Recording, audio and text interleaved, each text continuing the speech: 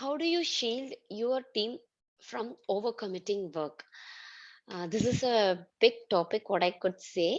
But however, when I would like to segregate this, when we will overcome it, what is the impact and how we will avoid our team to be overcommitted. So when we will overcome it, when to make everyone happy, we usually say yes, yes, yes for whatever they are asking. Okay, because our mindset is to make them happy at this moment, or either it's a client or in our personal life. If you want to make them happy, or if we want to prove ourselves or something like that, then we will say we will commit more than what we can do or what we are having at this moment. Okay, so that time we will overcome it. And another one thing is that to lean budgeting, the budget is very low. They will somehow keep expenditure below normal level, so that time they will try to push and try to make us overcommit. So these are all the two to three criterias we may overcome it ourselves.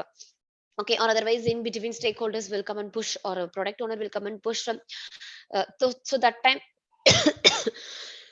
excuse me, so that time we will overcome it so many stuff. Impact, for few sprints we may do this one, but as per the agile principle, sustainable deliverable is good for everyone, right? So sustainable pace of deliverable is really essential. Over a period we can't deliver things if we are overcommitting ourselves. And also, if you're not doing that, reputation will get spoiled because of delay in the deliverables.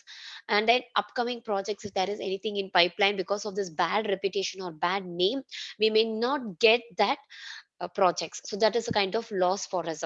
And for a long run, future project could be delayed or missed. Say for an instance, my roadmap is for this particular program is next to 1 year, and if suppose I'm not able to deliver because I overcommitting things, and I planned next to 6 months I can finish it. And this particular resources, using these resources, environment and tools and techniques, everything, I started to, my program management started to plan from the seventh month onwards. Of course, it is, we are very well known that it could take 1 year to finish this project, but we are committing this for 6 months. Seventh month onwards, this particular resources and everything needs to be transferred to the new project. How can we do that? So that is another one impact, and that will also break the relationship and trust between us and our clients. That is one thing.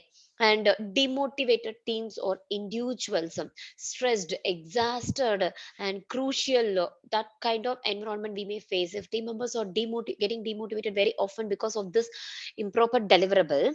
Then it is very tough for the scrum master or the coach to bring them up to the speed, because everyone, we cannot say that they are resilient in nature. We need to push them back to resume their work or nature how they were before. So this is one major impact, demotivated teams or individuals. How to avoid it, that is a question really. So first point is that stop assuming things, especially some project issues, or something. It may be say agile and scrum is for again complex and uncertain stuff. So it may be very big issues or something like that, even a small issue also. But don't go with uh, assumptions. Of course you can go with assumptions, but that assumption should be something reasonable and convincible. It shouldn't be too much of higher big end assumptions. What if you are assuming in that way, you will definitely, we will face some surprise in your future. So don't get into that trap. Don't assume things. Get the clarity from the product owner. And if you are not sure on things, go with spike, that one, that will help us. On the other hand, do some kind of POCs or anything, or dedicate some resource for that. Don't go with assumptions. Okay, don't pick the stories or task for assumptions.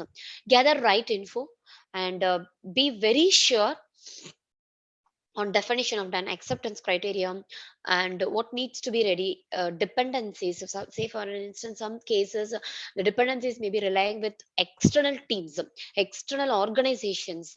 So that time, getting their availability, getting the required input on time. I face this kind of challenges. On time is literally challenging, because they may say simply that you're occupied, we don't have bandwidth.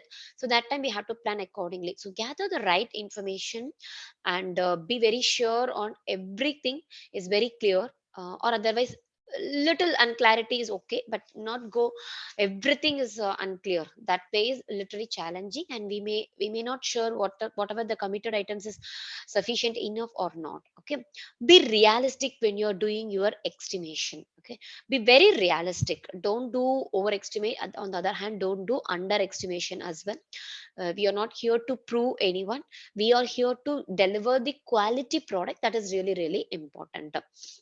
Okay, clarify your priorities, that is the next step.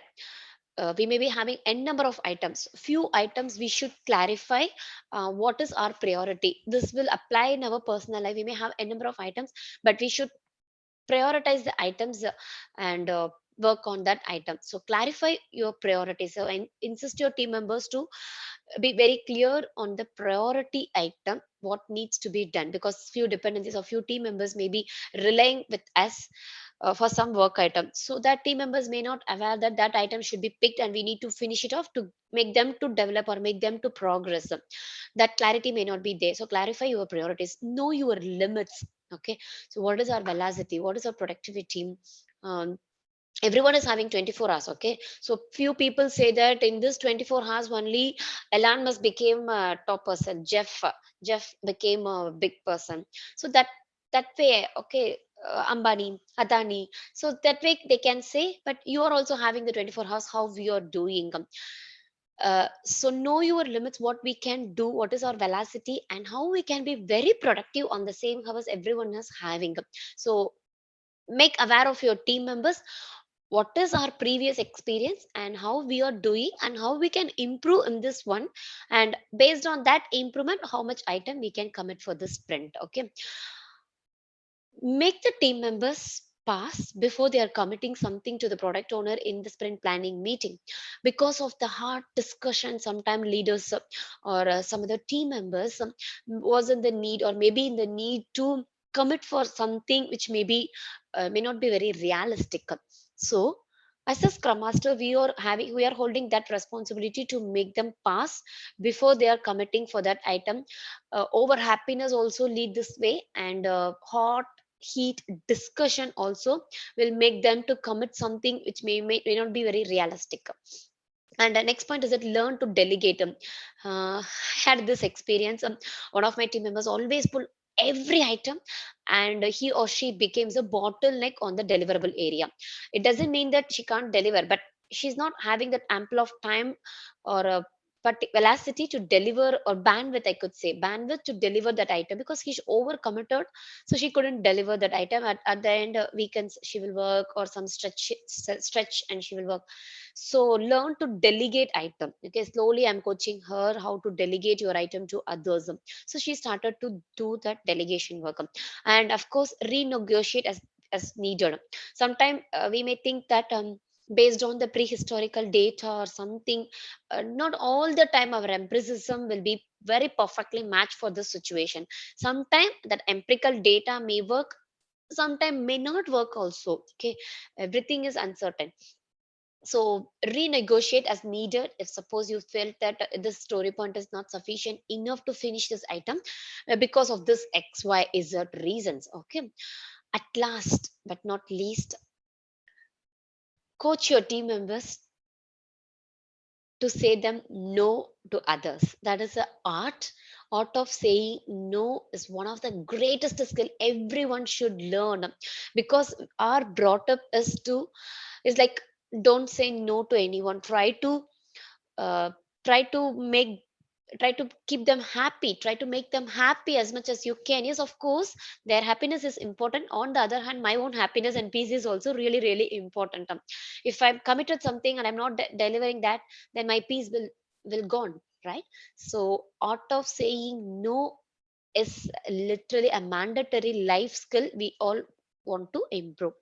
And have the mindset, or uh, give the mindset or coaching like no is not a bad word, it is also really a good word which we want to use in our day to day life.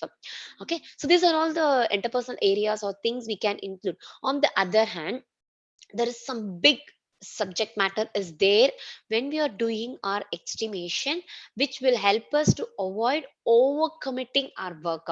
So when we are doing our estimation, or when we are calculating our capacity or velocity for a sprint before we are committing, we really want to know maximum possible productivity hours. How many hours my team members are maximum possible productivity?